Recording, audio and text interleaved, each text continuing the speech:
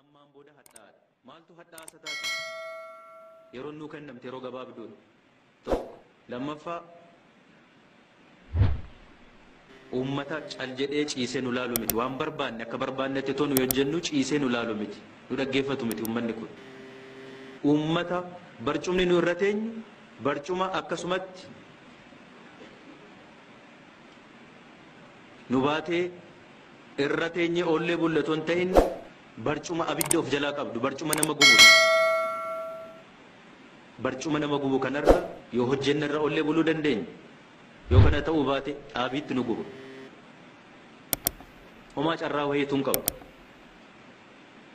Carraa wayiituu.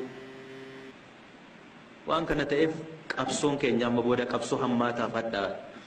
Sanaaf immoo of laachuun barbaachisaadha.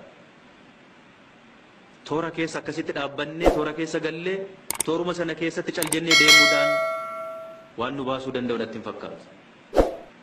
Hadhaadha waan ta'eef. Kan biraa wanti ilaalamuu qabu, wanti hubatamuu qabu biyya kana sirna federaalizimii kana keessatti sirna federaalizimii kana kan uume keessaa tokko gahee guddaa qaba. Sirna federaalizimii kana mitiiti takka takka gahee nuyi qabnu dagannee irraanfannee hojii hojjennes haalli itti nuyi itti dhiisnutu jira. Biyya kana mataasaa biyyi kun biyyi Itoophiyaa jedhamtu kun akka isheen uumamtu gochuu keessatti sabni kun uummanni kun gahee qaba. Gahee qaba. Sirna federaalizimii kana uumuu keessattis gahee qaba. Federeeshinii kana keessattis waan nu malu waan nu ta'u argachuudhaaf qabsaa'uu yommuu jennu tokko kana sirna uumuu duwwaatu hin ta'in sirni nu uumne sun uummata keenyaaf sirna mijaa'u sirna fayyadu taasisuu qabnaadha. Yoo kana jennu sirna federaalizimii kana keessatti rakkoo wahiitu nu mudachuu hin danda'u nu qunnamuu hin danda'u. Waa hundiyyuu mana keenya keessa teenyee manatti nu dhufuu danda'a jenne yaadna taanaan dogongora. Conflict of interest hin jira. Neechariidhuma sirna akkasiiti. Federeeshinii keessatti. Faayidaa keenyaaf falmannee, faayidaa keenyaaf qabsoofnee, faayidaa keenya yommuu jennu faayidaa uummata kanaa eegsisuun kabachiisuun barbaachisaadha. Kana jechuun waa biraa ta'uu jechuu miti. Tokko tokko kan dogoggoraa jiru. Inumaa bar gadi buunee irraanfataa dagat ta'aa dhufnee hammamitti akka deemne beektu. Waa'ee Oromoof Oromummaa kaasuun akka yakkaatti ilaalamuu jalqabee jira bara. Akka waan badaa tokkotti akka waan bineensaatti akka ati waan biraa taate ilaalamuu jalqabee jira. No. Kanaaf miti kan nuti qabsoofne. Yeroo kamiyyuu waltajjii kamirrattiyyuu ifa baanee dubbachuun barbaachisaadha. Nurra jiraata. Nu yoo nuun dubbanne eenyu dubbata? Nuyi bakka bu'aa uummata kanaati erga jenne uummata kanaaf eenyu yoo nu hin dubbanne kan dubbachuu danda'u. Kana qabsaa'uun maaliif takka takka waanuma badaan taanetu waan badoome natti fakkaate gara laafettiin obboleessaaf ulfoofte akkuma jedhan waan akkas ta'uudhaaf deemaa jirru fakkaata. No, we don't have to be shy. Mirga ummata kanaaf dhaabbanne hin qabsoofne erga jennee qabsaa'uu danda'u qabna. Qabsaa'uu danda'utu nurra jira. Deddeebisnees walitti dubbannee jirra. Maa inni qabsaa'uun kun jireenya ummata kanaa haa jijjiirru. Waa biraa miti. Waa biraa miti. Rakkoo bulchiinsa gaarii, rakkoo maalii nu jennu kun abbootii qabeenyaa keenya dagannee jirra. Yoom nutti dhufanii beeku, yoom nuti ofitti waamnee beekna, yoom ijaarree beekna. Hojii dinagdee, hojii misoomaa naannoo keenya keessatti ofis fayyadanii biyyas akka fayyadan akka jijjiiran yoom taasisnee beekna. Karoora akkasiitu qabna. Baay'ee garuu naasufne. Yoo waan akkasii qabaannee irratti hojjenne qabatamatti lafarra eessa jira. Kanaaf abbootiin qabeenyaa keenyas dhimma faayidaa dhuunfaa isaanii qofa otoo hin ta'in ofis fayyannee biyyas fayyaduu qabna. Amantaa jedhuun ammaan booda hojii misoomaa keenya keessatti hirmaachisnee hojjechuu qabna. Yoo sana ta'e dinagdeen kan jijjiiramu. Hayyoota keenya beekumsa waa hundaa warra fixannee biyya hoogganaa jirru miti nu. Beekumsaan deeggaramuu qabna, gargaaramuu qabna, utubamuu qabna, yaada haaraadhaan, qorannaa haaraadhaan. Maaliif daayinaamizimii jijjiiramaa deemu keessatti nu of jijjiiruu kan dadhabaa jirru. Sanaan dafnee madaqnee haala jijjiiramaa deemaa jiru sana keessatti hubannee hojjechuu maaliif kan nuti dadhabaa jirru. Kanaan waan hin hubamneef beektonni hayyoonni keenya beekumsa qaban idea makers nu deeggaruu nu gargaaruu turre jiraata. Nuuf jedhanii otoo hin ta'in dirqama lammummaa qabu waan ta'eef. Sanaaf immoo nuyi open balballi keenya banaa ta'uu danda'u turre jiraata. Sanaaf waltajjiin isaanitti affeerre isaan waliin gahee isaaniitti taphachuu danda'an, itti nu deeggaruu danda'an, gumaacha isaaniitti ba'uu danda'an uumuu fi danda'u nurra jiraata. Haa ta'uti garuu isaanis gama ta'anii nu komachuu qofa ta'uu ta'in gama ta'anii hanquu keenya lakkaa'anii nu balaaleffachuu duwwaa ta'uu ta'in anis maalan hojjedhee jedhanii of gaafatanii nu deeggaruun nu gargaaruun irra jiraata.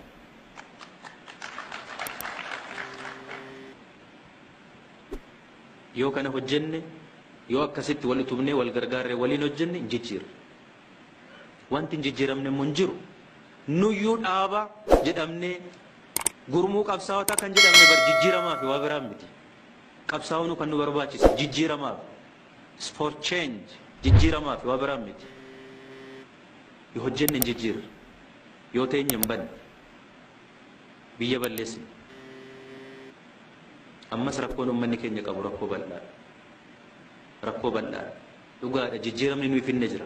Rakkoo bal'aa hiyyummaa bal'aatu jira uummata keenya keessa.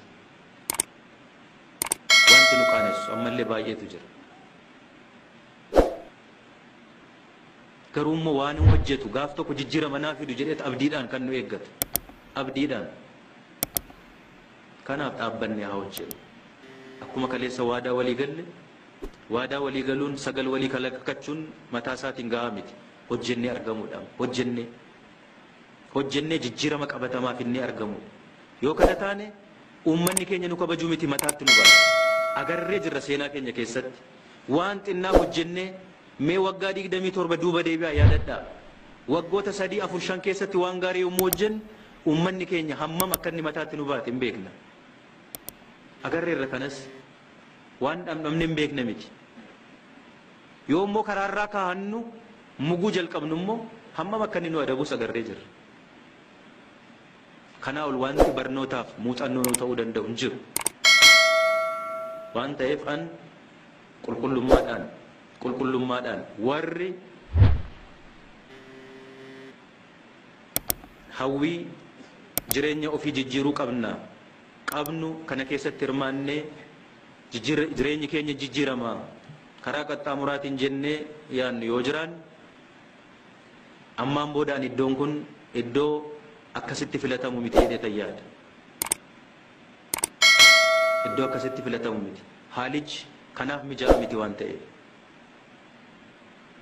Kanaafuu an ayyaana kana yommuu kabaju guyyaa har'aa rakkoo uummata keenyaa yaadachaa rakkoo kaleessa keessa turre dukkana kaleessa keessa turre yaadachaa hanqina keenya yaadachaa ammaan booda jiruuf jireenya saba kanaa uummata kana akkamitti jijjiiruu qabna tokkoon keenya maalan hojjedha jennee ija kanaan yoo ilaalle dhugumaan ayyaanni keenya ayyaana gaarii fi waggaa har'aa immoo Waaqayyo nu gargaaree hojii milkii qabu hojii gaarii hojjennee kanaa olitti akkasitti galma keessatti walitti qabamnee mataa gadi qabannee kan kabajnu otoo hin ta'in bakkeetti baanee sirbinee kan kabajnu ta'a uummata keenya waliin. Waan ta'eef ani akkasitti haa hojjennu yoo hojjenne immoo jijjiirama finnees arginee jirra waan ta'eef kana hojjechuudhaan guyyaa kana ija kanaa yaadannee hundi keenyayyuu uummanni keenyas abbootiin qabeenyaa keenyas hayyoonni keenyas jaarsoliin keenyas abbootiin amantaas haa ta'u abbootiin gadaa waliin taanee wal gargaarree jiruuf jireenya uummata keenya naannoo keenyaa haa jijjiirruun jedhe fayyaa ta'a. Haa ta'u jennee waan gaafanneef manni barnootaa nurratti cufamee jira kan jette bara kana keessa kun ta'uu isaatti hin gaddina. afaan kun afaan kabajamaa ummata bal'aadhaan dubbatamu afaan guddaadha. Kamis haa ta'u kam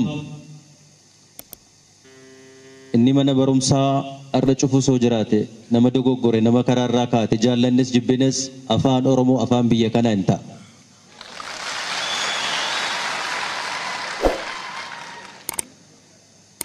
Kanaaf qabsoofne hunduu kanaaf qabsaa'e eenyu irratti fedhuun barbaannu eenyu dirqiin akka inni fudhatu hin barbaannu walii galteef wal jaalalaaf amantaan afaan sabni guddaan dubbatu waan ta'eef afaan biyyi kun itti tajaajilamu akka inni ta'u yoo ta'e cubbuun qabu yakkummaan qabu badummaan qabu kan immoo akka inni fiixa ba'u kan hojjennu ta'uu keenya ibsuun barbaada.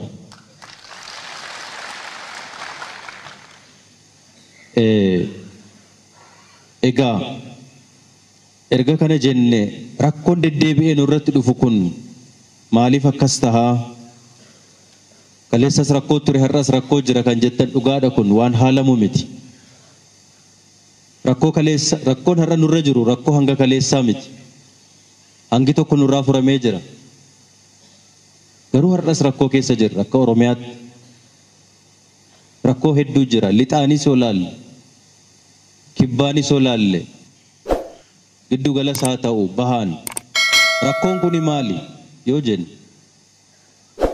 Ammallee erga miila hiikkachuu jalqabneeti hidhaa ofirraa hiikkachuu eegalle malee xaxaan nurra jiru shirri nurra jiru dabni nurra jiru hedduudha bal'aadha jennee kan nuti dubbannu qabatamaan waan nuyi har'a argaa jirru kana. Shira guddaatu nurratti deemaa ture nurratti deemaa jira. Daba guddaatu nurratti deemaa ture har'allee daba guddaatu jira. Sanatu nu hammacaa jira gamaaf gamana har'allee. Kun dagatamuun qabu.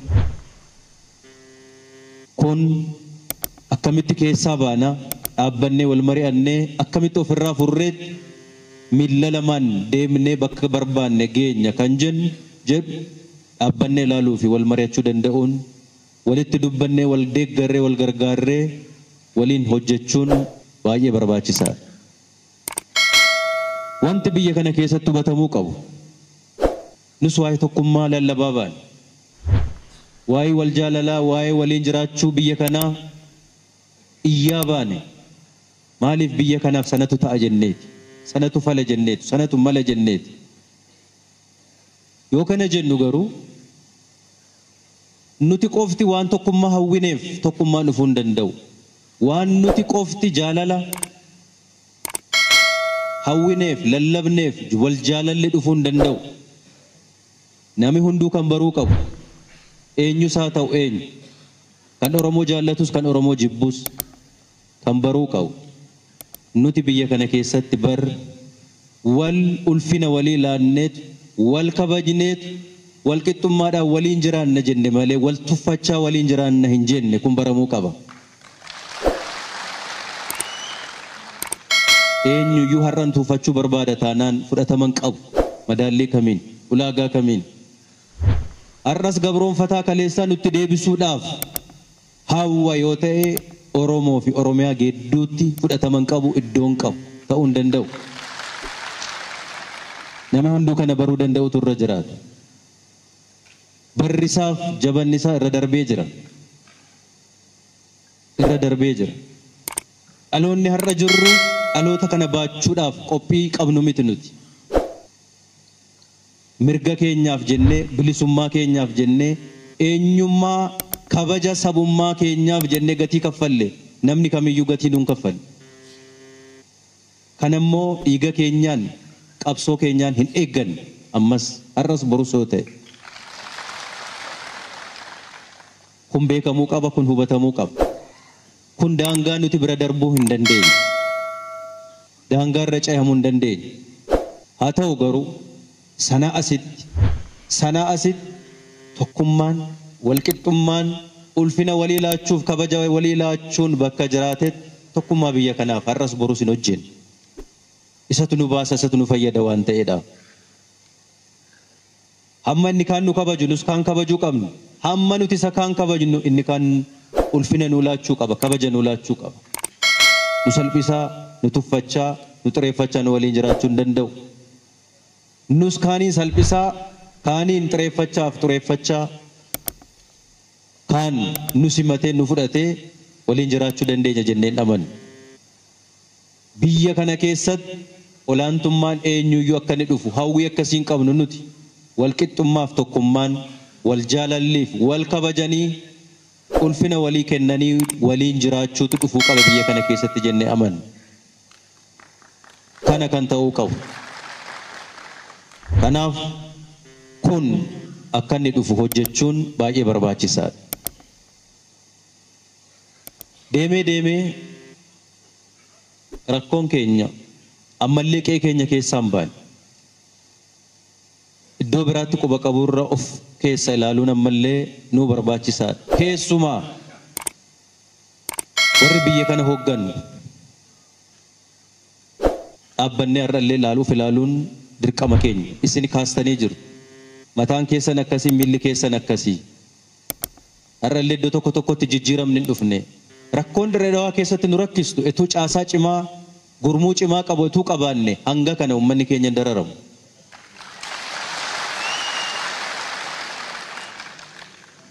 Magaalaa Dirree Dhawaa qofa otoo hin ta'in iddoo kaanitti illee dhukkubni jabduun har'allee waliin dhoksine. Isin dhoksuus kan nuti hin barbaanne dhukkubni jabduun har'allee nu keessa ODP keessa hin jirti.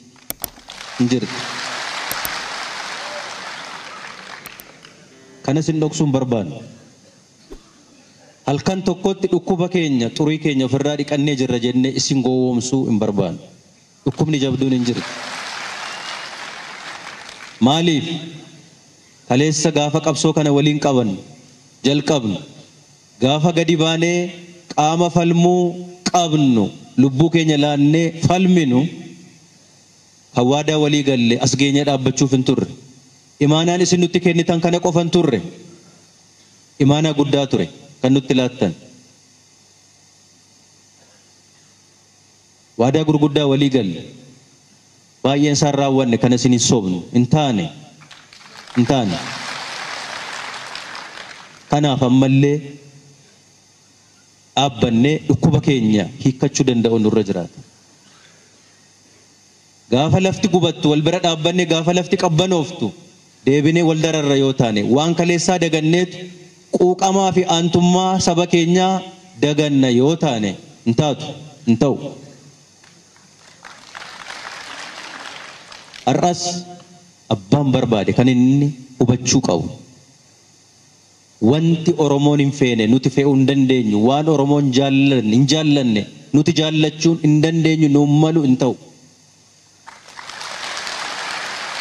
Kanan goon kanatti deebi'uun nurra jiraatan jennu. Hanqinni jajjabduun, dogoggorri jajjabduun nu keessa hin jira irrallee hin jira.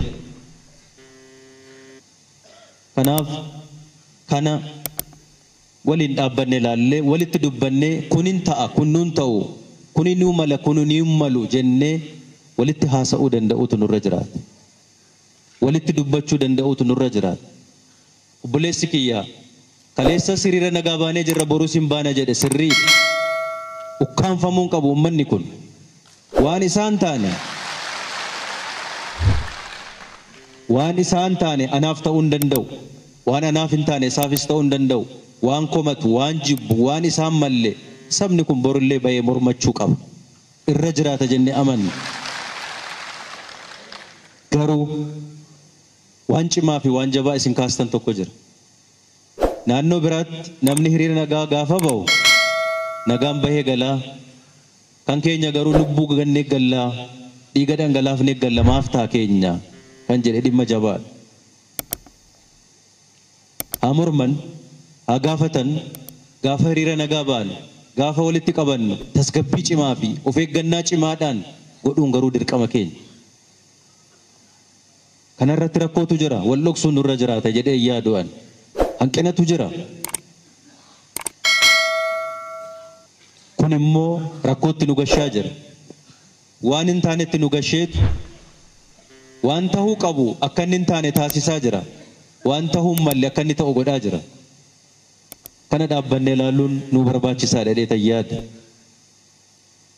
haa ta'u garuu mirga keenya gaafachuun mormachuun nu barbaachisaadha. Mormannee tas geenye gaafannee tas geenye namni kennaa nuu kenne hin jiru. Borullee gaafachuu qabna. Sirnaan, seeraan, tasgabbiidhaan, wal dhagahuudhaan, wal hubachiisuudhaan garuu ta'uu danda'utu irra jiraata. Yoo kana ta'uu baate ummata guddaadha nuti, ummata bal'aadha. Rakkina baay'eedhaaf of saaxilna. Hundaa ol, hunda caalaa waan yoomiyyuu Oromoon dagachuu hin qabne waa'ee tokkummaa Oromooti. Yoo tokkummaan Oromoo hin jiraanne rakkoon Oromoo taakkuu tokko ni hiikkattu. Tokkummaan biyya kanaas rakkoon biyya kanaa hiikkate tokkummaan biyya kanaas yoo hiikkanne biyyi kun rakkoo kana keessaa ba'uu hin dandeessu. Rakkoo kana keessaa ba'uu hin dandeessu. Haa gaafannu mirga keenya garuu waan nagaa dagachuun nurra hin jiraatu. Haa gaafannu mirga keenya waan tokkummaa keenya miidhuu hin dandeenye danda'u irraa of haa qusannu. Haa gaafannu mirga keenya fira keenyaa fi diina keenya adda baafachuu haa barru. Fira keenyas dabarsine loluun nurra hin jiraatu. Kan boru gaaddisanuu ta'uu danda'u. Yoo kana ofirraa of eegganne eenyu ta'e eenyu qabsoo Oromoo as ga'ee hin yaadda'ina. Qabsoo Oromoo fuuldura eenyu dhaabbachuu hin danda'u har'a. Eenyuyyuu fuuldura dhaabbachuu hin danda'u. Hireen qabsoo Oromoo jiraachuu fi dhabamuu lammaadhaan. Hireen qabsoo Oromoo jiraachuu fi dhabamuu Dr. Abiyyiin kan murtaa'u miti. Miliyoonotatu qabsaa'ota miliyoonotatu jira waan ta'eef.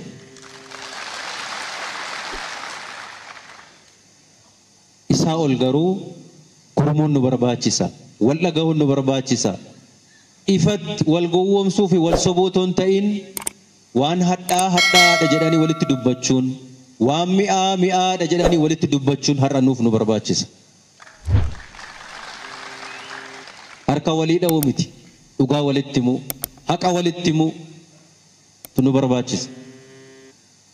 Waan ta'eef rakkoon jajjabaan nurra jira dhugaadha. Kana haaluun qabnu, haaluun nurra hin jiraatu.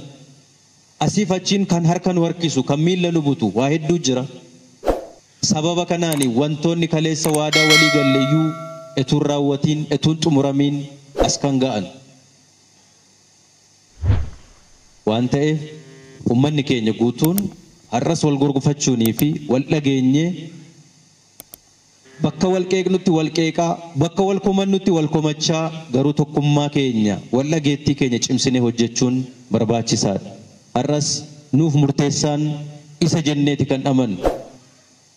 Gara fuula duraatti fiiguu fi tarkaanfachuu keenya kan murteessu isa jenneeti amanna waan taaneef an kana jabaannee yoo waliin hojjenne rakkoo har'aa nurra jirtu kana ofirraa furuu dandeenya. Borus guyyaan keenya guyyaan an hunda keenyaati. Bariin keenya jennee abdanna. Kanaaf iyyuu manguddoon qeerroof qarreen keenya abbootiin gadaas hundi keessan iyyuu akkuma wal gargaarree hojjechuu jalqabneen